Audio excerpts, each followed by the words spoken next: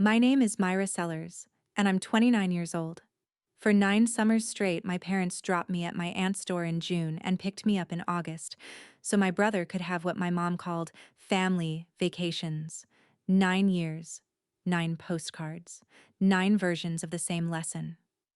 The day I got my high school diploma, my car was already packed. By midnight, I was unpacking in another state, and they didn't know which one. It took them 4 years to find me.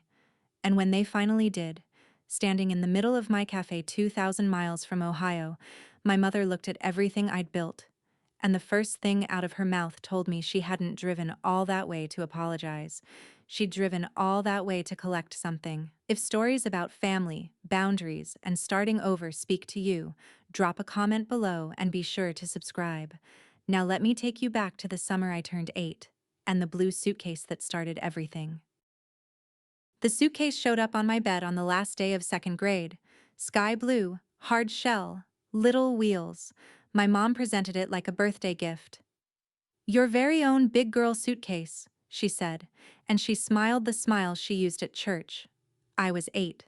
I thought suitcases meant airplanes, and airplanes meant Disney, because that's what they'd meant for my brother Danny the year before. Instead, 2 days later, we drove 5 hours north to Torch Bay, Michigan, where my Aunt Linda lived in a green house that smelled like coffee and lake water. My parents stayed for lunch.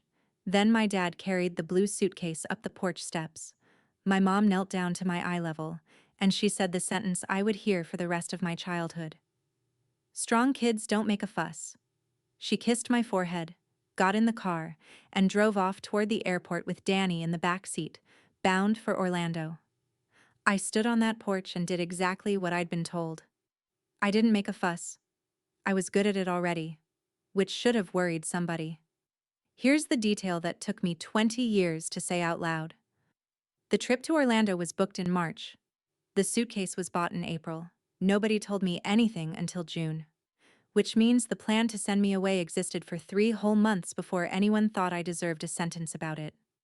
When people ask me now why I left the way I left, quietly, with the details worked out far in advance, I tell them the truth. I learned that method from my mother. She just never expected me to be the one holding the suitcase. Every summer after that had the same shape. The second week of June, the blue suitcase went into the trunk.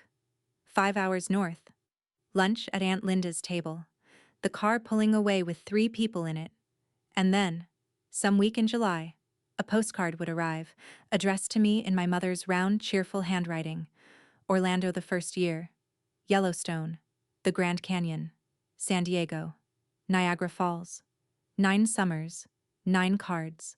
And every single one carried the same cheerful line on the back. "Wish you were here!" Exclamation point. Aunt Linda would hand the card over without a word, and later I'd catch her sliding it into an old shoebox on the pantry shelf, like she was keeping evidence for a trial nobody had scheduled yet. I used to read those cards the way other kids read cereal boxes, over and over, looking for a prize that wasn't there. It took me years to notice what was actually missing.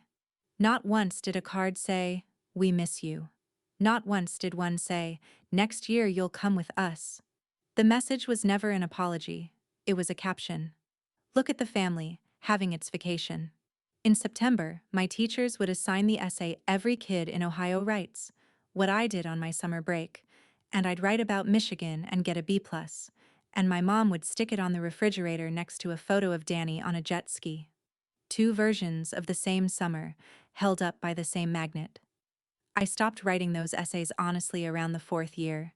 Nobody noticed the difference, which told me more about my house than the postcards ever did. But the postcards weren't done with me. Years later, they'd end up mattering more than anything else I owned. To be fair to my parents, and I've spent years learning how to be exactly that fair and not 1 inch more, the story didn't start with a suitcase. It started with a hospital. When Danny was 6 and I was 2, he was diagnosed with leukemia. I have no memory of that time, but I grew up inside its architecture. 4 years of chemo, fundraisers at the church, a freezer full of casseroles from neighbors. My mother slept in a vinyl chair beside his bed so many nights that she could fold herself into it like a jackknife. My dad worked doubles at the printing plant to keep the insurance. And somewhere in that long emergency, my family reorganized itself into a shape that had a center, and the center was Danny. I understand it. A house on fire organizes around the fire. Danny got his remission in 2003. The bell, the balloons, the photo that still hangs in my parents' hallway. He was 10. I was 6. And that should have been the end of the emergency. Instead, it became the founding document. My parents came out of those years with a mission statement, making memories with Danny, because they had almost run out of chances to make any. And they came out with a belief about me that hardened like concrete. Myra is the easy one. Myra is healthy. Myra doesn't need anything. Here's the part I want you to sit with. The vacations without me didn't start during the illness. They started in 2005, 2 summers after he was cured. The emergency ended. The system it built did not. Nobody ever looked at the little girl carrying her own suitcase up the porch steps and asked whether the triage was still necessary. Triage was just how our family loved now. The summer I was 10, I made my case. The destination was the Grand Canyon, and I wanted to see it so badly my teeth hurt. I did it properly too, because even at 10 I was a planner. I packed my own bag a week early. I wrote a list titled, "Reasons I Should Come," in marker. And my top reason was that I had never seen anything a mile deep. I practiced my speech in the bathroom mirror. Then I stood in the kitchen and delivered it, list in hand, while my mom dried dishes and my dad leaned in the doorway, spinning his keys on one finger. My mom put the towel down. She knelt to my eye level, the way she always did for the hard ones, and her voice went soft as flannel. "This trip is for your brother, sweetheart. You understand. After everything he's been through." And then, when my chin did something I couldn't control, she tucked my hair behind my ear and finished me off with the family motto. "Strong kids don't make a fuss." My dad said nothing. That was his instrument, the whole orchestra of nothing. I went to my room and I did not make a fuss, and I heard the dishwasher start, and the TV, and the ordinary sounds of a house that had already moved on. But here's the sound I never got over. Around 9 that night, I heard the rumble of little wheels on hardwood. I came to the top of the stairs and looked down. My blue suitcase was already packed, already zipped, already parked by the front door. I hadn't touched it. Somebody had answered my speech hours before I ever gave it. I never asked to come along again. I had gotten my answer for all 9 years at once. Now, if this were a simpler story, the summers themselves would have been the punishment. They weren't. That's the complicated mercy at the middle of my childhood. Aunt Linda's greenhouse on the lake was the one place on earth where I was not the easy one, the quiet one, the one who didn't need anything. I was just Myra. Linda was my mom's older sister, widowed young, no kids, and she'd spent 30 years running a bakery in town before her hands got tired. She put me to work the first week I ever stayed with her, and I don't mean pretend work. Real dough, real scale. Real customers' orders taped to the counter. She taught me pie crust the summer I was 9, standing behind me with her hands over mine on the rolling pin. "Cold hands, warm heart," she said. "Perfect for pastry." When I ruined a batch, she made me diagnose it like a doctor. Too much water, warm butter, and then we did it again. At her table, I got asked questions and my answers changed things. What we baked, what we planted, what we watched. I once heard her introduce me to a neighbor as my summer girl, and I walked around the rest of that day like I'd been knighted. One night when I was 11, she looked at me across a peach pie for a long moment and said, "In this house, you're not the quiet one. You're just Myra." Then she seemed to be about to say something else. She didn't say it. She got up and refilled my milk instead. All those summers, there were moments like that. Sentences she started toward and turned back from, like a woman walking to the edge of a dock and deciding the water was too cold. The summer I was 12, I found out what was on the other side of those unfinished sentences. It was late, past 11, and I came downstairs for water. The kitchen light was on. Linda was at the table with the phone pressed to her ear, and I stopped in the dark hallway, because her voice had a sound I'd never heard in it before. sharp, almost pleading. Then let her stay with me for the school year, Carol. Carol is my mother. There was a long silence, long enough that I could hear the lake through the screen door. Then Linda again, and now the sharpness had gone cold. That's not how it would look? That's your answer? That's the whole answer? Another silence. No, I'm not trying to take anything from you. You can't take what someone's already said on the porch. I must have made a sound, or maybe the floor did it for me, because Linda turned and saw me standing there in my nightgown with my empty glass. Her whole face changed costumes in a second, back into summer aunt, and she said the school year was boring in Torch Bay anyway, nothing but slush, and walked me back up to bed, with her hand warm between my shoulders. We never spoke about it. I was 12. I understood only the temperature of it, that something had been asked, and something had been refused, and that the refusal had a reason my aunt found unforgivable. I filed it away the way kids file things, in a drawer that doesn't open until it's ready. It would be 10 more years before I learned what Linda had actually offered my mother that night, and what my mother had turned down, and the exact excuse she used to do it. Something changes in a girl the year she stops asking. My parents read it as maturity. Teachers called me self-sufficient, and my mother repeated the word at dinner parties like a trophy she'd won. What it actually was arithmetic. Around 14, I opened a spiral notebook and wrote a date on the first page, June 2015, the month I would turn 18 with a diploma in my hand, and under it I started a list that was really a countdown. I did the math on everything. What a room cost to rent in cities I'd never seen. What a used car cost. What a person could save in a year if she was careful and invisible. And invisible was my native language. The summer I was 17, I pulled off my first real operation. I asked to skip Michigan and stay home alone to work, and I watched my parents approve it in under a minute, no follow-up questions, while they packed for 2 weeks in Maine. So independent, my mother told the neighbors. The ease of that yes was its own diploma.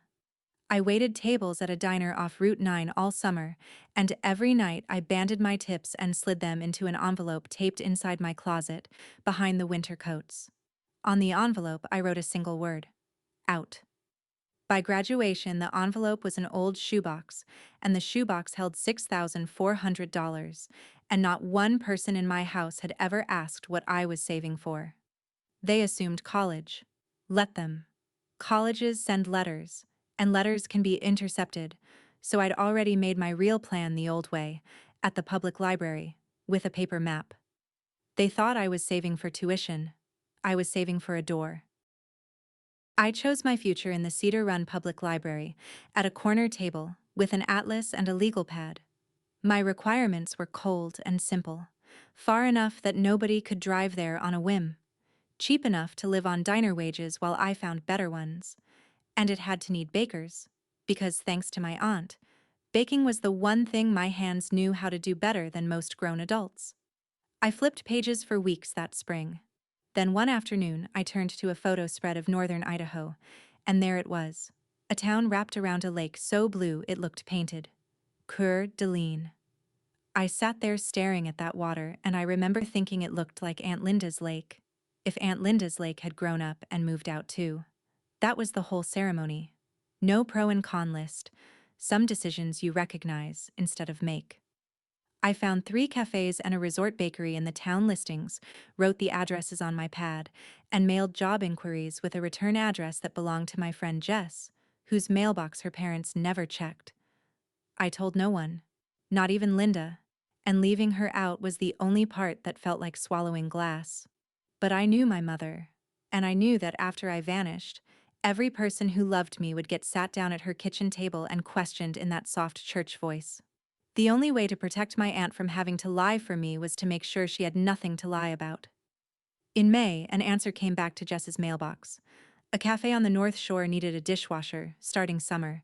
It paid almost nothing. I read it 4 times and slept like a queen. Graduation was the second Saturday of June 2015 on the football field, folding chairs on the grass. I was up before 5 that morning, and by 1:30 my Honda, $1,900 of my own tip money, was packed in the driveway. the blue suitcase in the trunk, the shoebox of cash under the spare tire. And beside it, one thing nobody would have predicted. The other shoebox. The one with 9 postcards. Which I had quietly taken from Linda's pantry the summer before. Don't ask me why I brought them. At 18, I called them evidence. It took me years to admit they were a wound I wasn't done pressing. My parents did come to graduation. I want to be accurate about that, because accuracy is the only revenge I've ever fully trusted.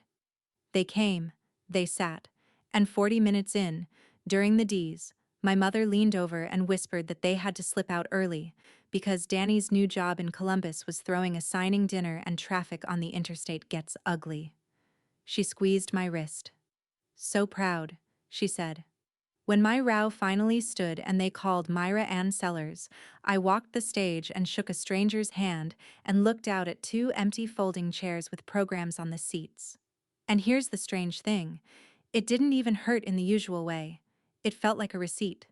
Like the universe itemizing, one last time, exactly what I was to them, so I could leave with the math done.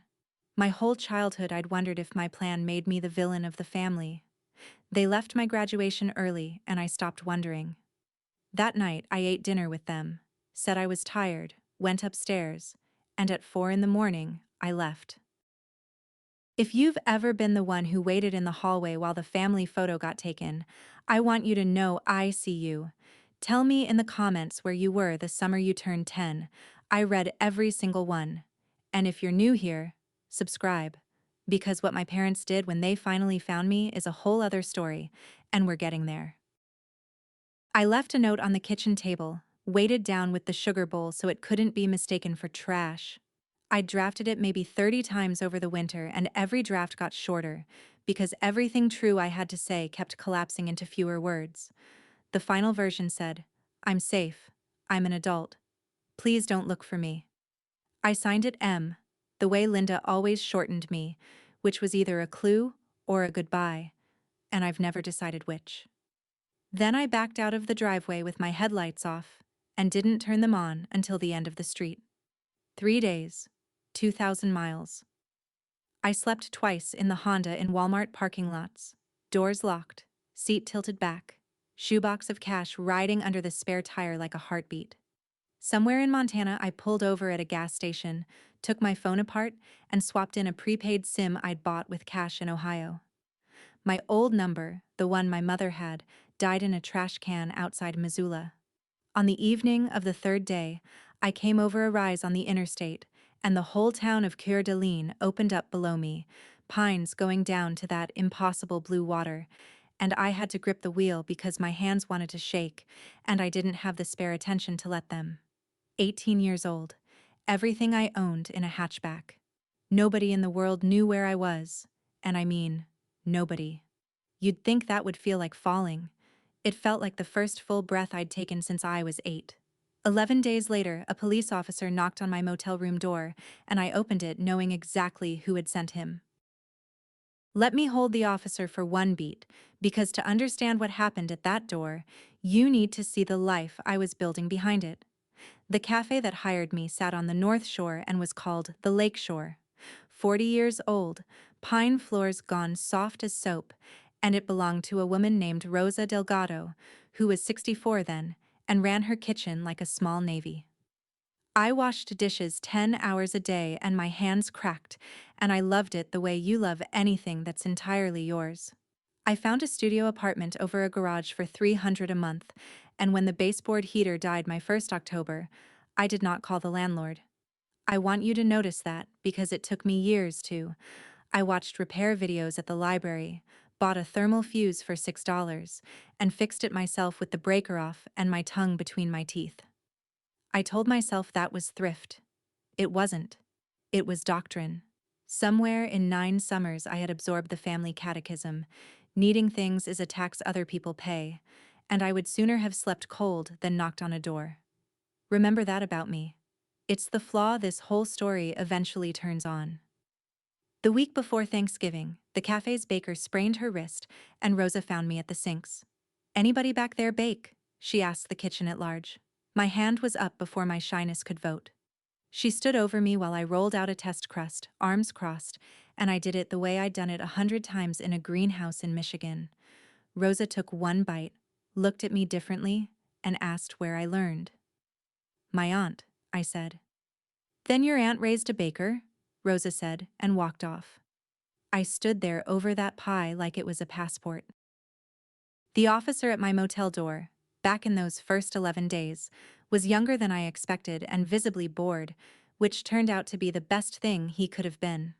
My mother had filed a missing person report in Ohio the day after graduation. That report followed the trail of my first debit card swipe, a tank of gas I'd paid electronically before I got smart, and it ended with a welfare check at my door. I handed him my driver's license and my brand new lease. He looked at both, looked at me, and asked the only question the law actually cares about. Are you here of your own free will, ma'am? I said yes.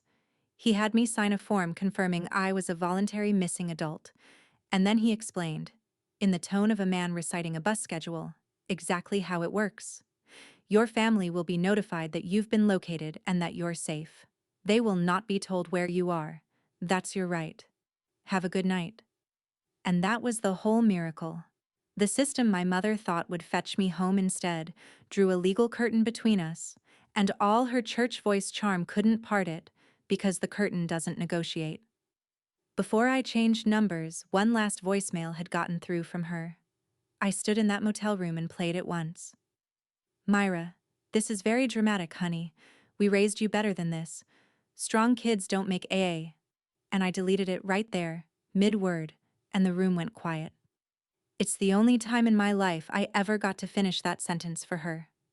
For the next 4 years, that half a sentence was the last sound my mother's voice made in my life. 2 full years into Idaho, the blue suitcase was still packed. I want to be honest about what that means.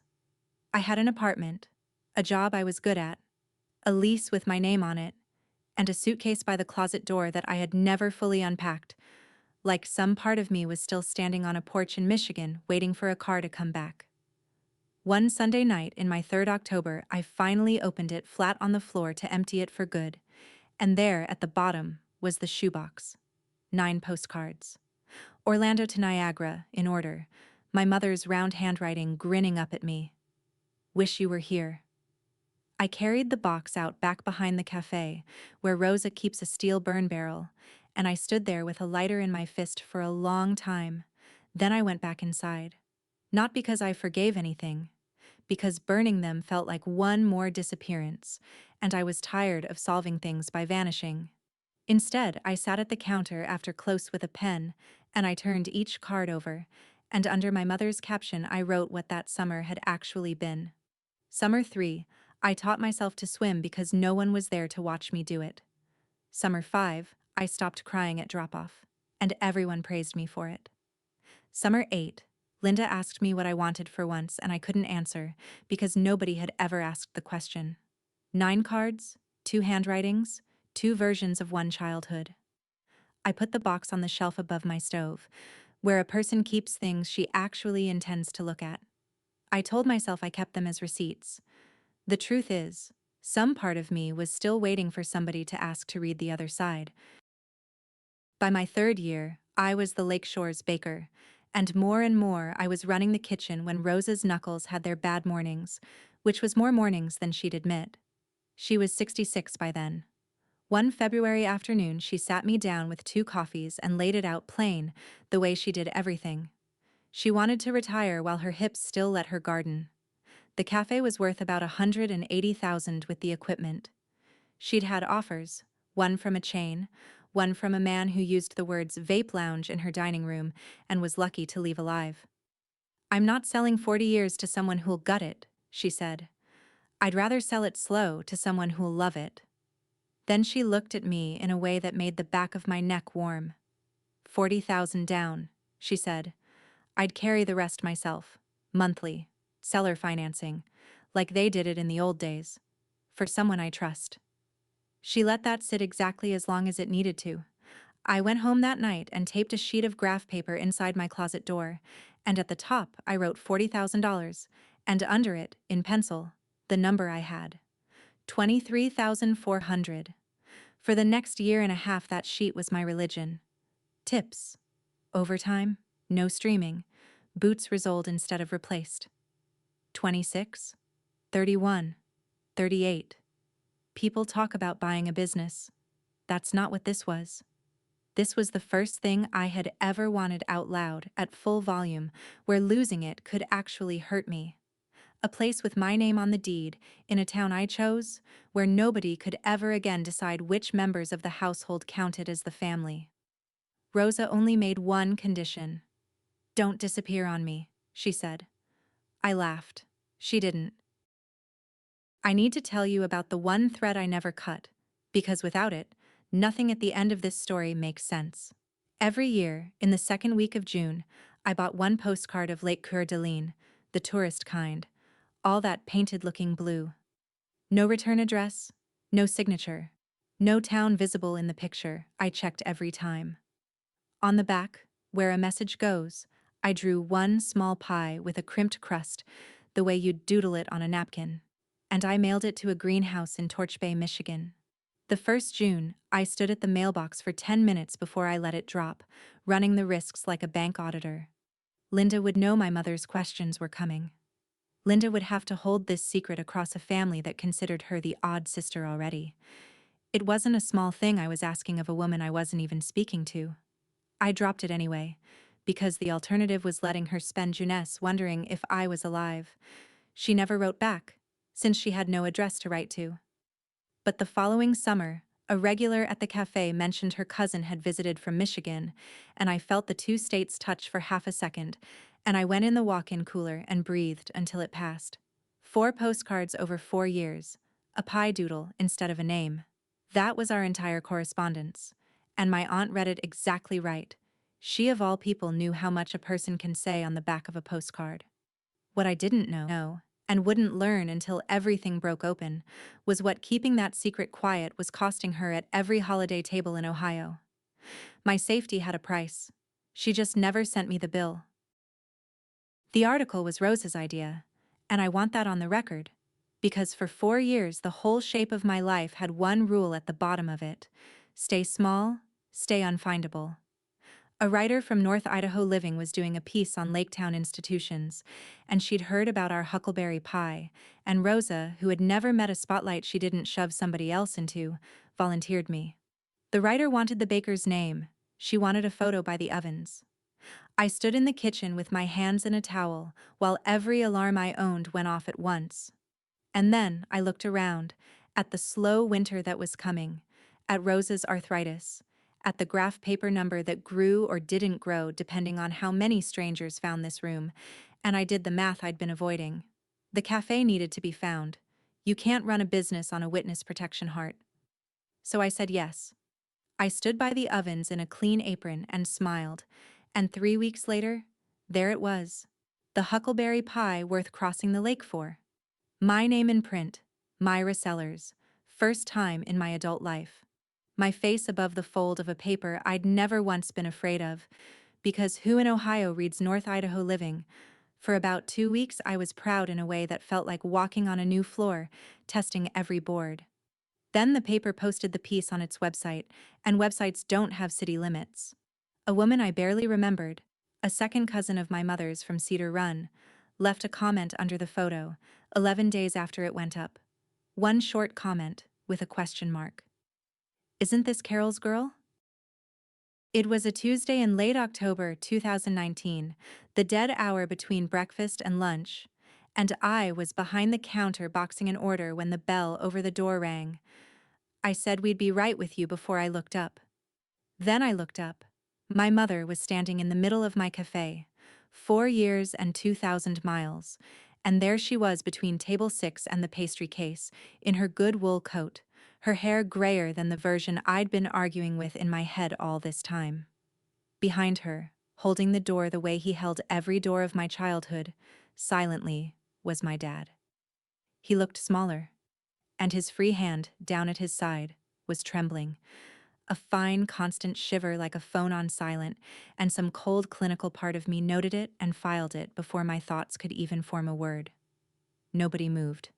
The espresso machine hissed. I watched my mother take it all in with one slow sweep of the room she was so good at. The chalk menu with my pie list, the framed article by the register, the apron with the Lakeshore logo tied twice around my waist because it was cut for someone bigger. 4 years. Whatever came out of her mouth first, I remember thinking, would tell me everything, the way a first sentence always had in our family. She finished her inspection.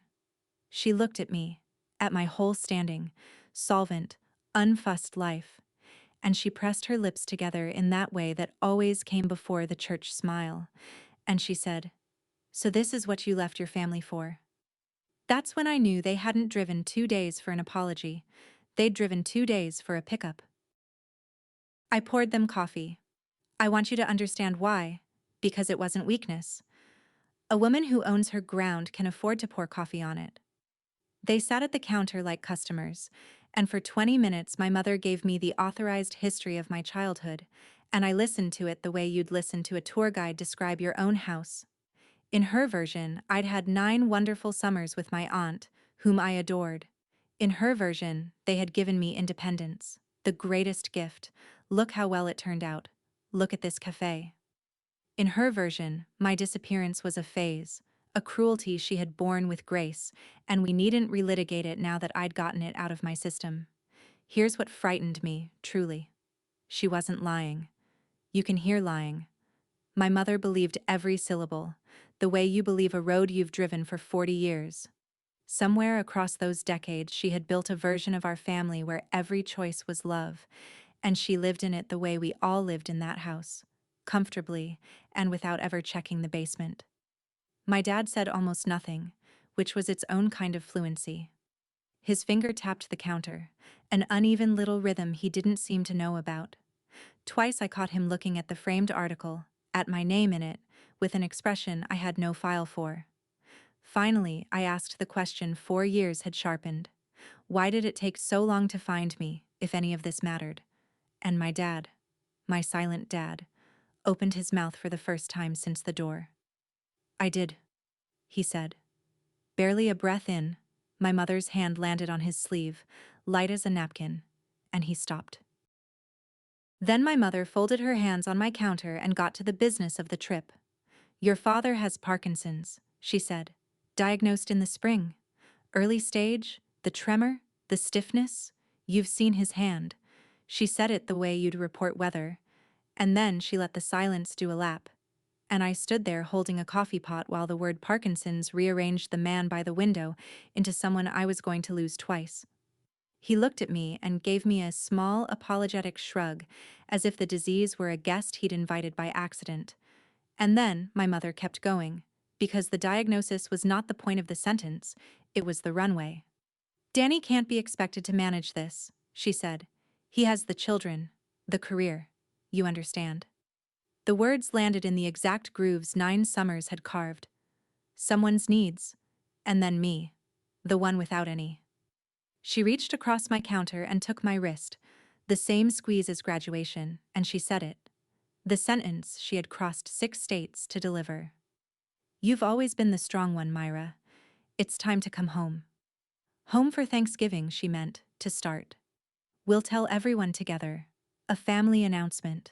She was already at the guest list. I looked down at her hand on my wrist, French manicure, her mother's ring, and the strangest thing happened. I felt the exact weight of it, and it weighed what a baggage tag weighs. 4 years, 2,000 miles, a legal curtain, a new name on a lease, a life built plank by plank with my own cracked hands, and the first full sentence my mother had for me was a job assignment. The vacancy for the strong one had reopened, and I was being recalled. I took my wrist back, gently, the way you take a knife from a child. I said no. Not a speech, not a trembling manifesto, just the single word. And then, because the lunch crowd was 20 minutes out, I told them the kitchen needed me, and they should try the huckleberry before the drive back. My mother's face did something complicated and settled on wounded dignity, her home parish. On the sidewalk, through the glass, I watched her reorganize my dad toward the car, and he looked back at me once, and I did not wave. And neither did he. And somehow, that was the most honest exchange the three of us had managed all morning. That night, my phone rang from an Ohio number I didn't know. Danny. My mother had given him the number she'd demanded from me at the counter, which I'd surrendered to end the visit. I almost didn't answer. I'm glad I did. And I want to be fair to my brother the way I promised to be fair to everyone. Exactly, and no more. He didn't open with the family script. He opened with a question, quiet and off balance. Was it true you hated going to Aunt Linda's? And I said I never hated Linda's. I hated what it meant. And I told him what it meant. All of it. The suitcase in April. The porch. The postcards. The line went so quiet I checked the screen. Then my brother, 26 years old, said, "Mom told me you loved it there. My whole life. I believed her." His voice cracked on the last of it. He didn't ask me to come home and nurse anybody. He asked one thing only. Don't disappear on me again. After we hung up, I sat a long time looking at a shoebox on the shelf above my stove. Here's the part nobody warns you about. Cutting contact is one decision, but staying gone is a decision you make every single morning.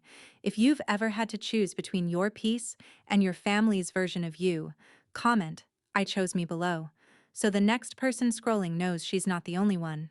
And stay with me, because the dinner that changed everything is coming. I called Linda the next night, and the moment she heard my voice, she knew something had happened, because our whole ritual was one wordless postcard a year, and now here I was, speaking. "They found me," I said, and told her about the cafe, the coffee, the recall notice. She was quiet for a moment. Then my aunt took a breath and paid off a debt that was 10 years past due. "You were 12, she said. "You came downstairs for water. I know you heard some of it. Here's the rest." That summer, she had offered to take me for the school year. Not a visit. Enrolled in Torch Bay, my own room. Her paying for everything. My parents free to orbit Danny full-time. Me raised in a house where somebody actually looked up when I entered a room. She had the paperwork half-drafted. She'd rehearsed it for weeks before she dialed. And my mother listened to the whole offer. All of it. And turned it down flat. And the reason she gave was not that she would miss me. The reason, word for word after all these years, was, that's not how it would look. A daughter shipped off for good. People would ask questions. A daughter loaned out for summers. That was just cousins' camp. That was wholesome. 9 summers was the maximum my absence could weigh while the family photo still framed upright. My childhood had been portioned out to the exact limit of appearances, like a diet. I stood in my kitchen in Idaho holding the phone, doing the one piece of arithmetic I'd never let myself do. It was never thoughtlessness, it was policy.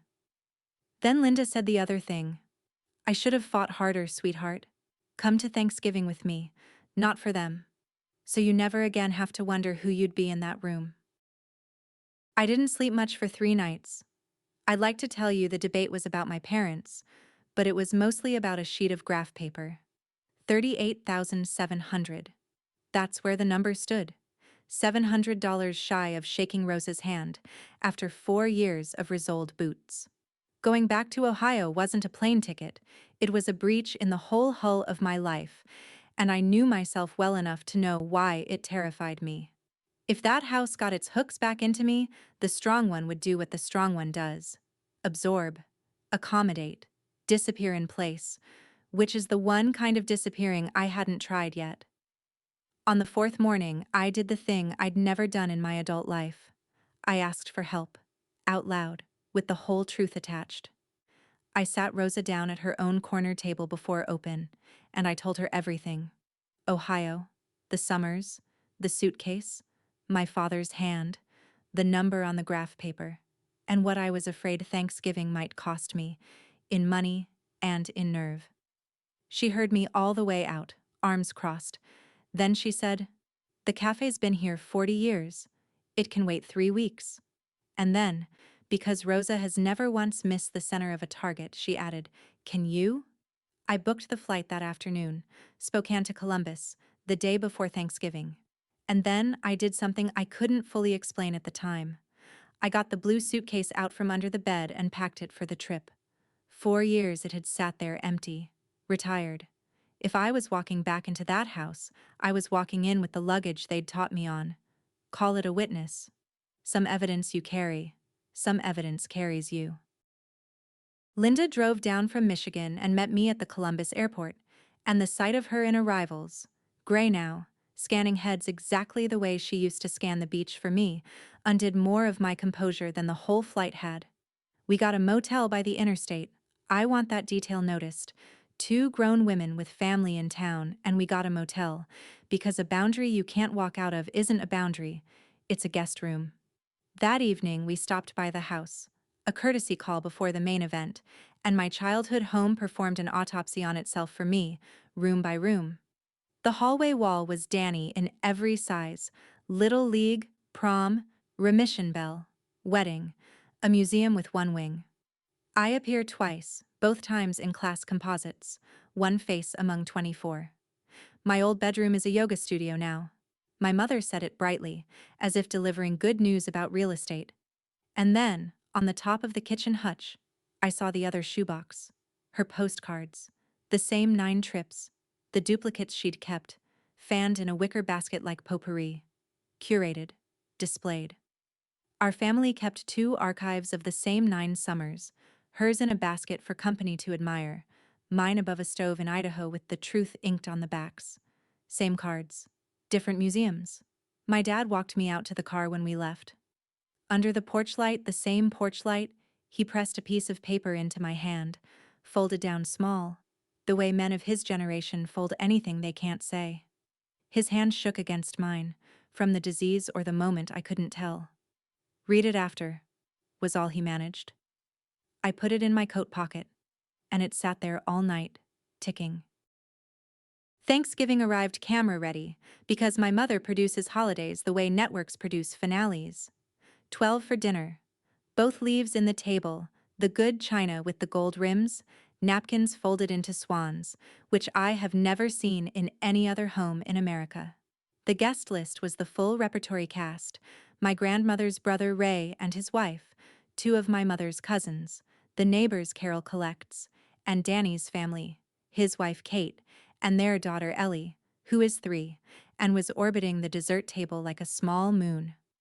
I came with Linda, and I came carrying a huckleberry pie in a white box, and if you think that pie was just dessert, you haven't been listening. My hands made it. Linda's hands taught my hands, and it was about to sit in the center of Carol's table, which meant that for one afternoon, all 3 of my worlds would be stacked on the same trivet. My mother met us at the door with the church smile at full wattage and cast the whole room in one breath. There she is, our world traveler. Isn't she thin? Ellie hid behind Kate's leg and studied me, this ant-shaped stranger. My dad sat at the head of the table, and I watched the tremor negotiate with the water glasses, and looked away, because he caught me looking. It went, honestly, fine.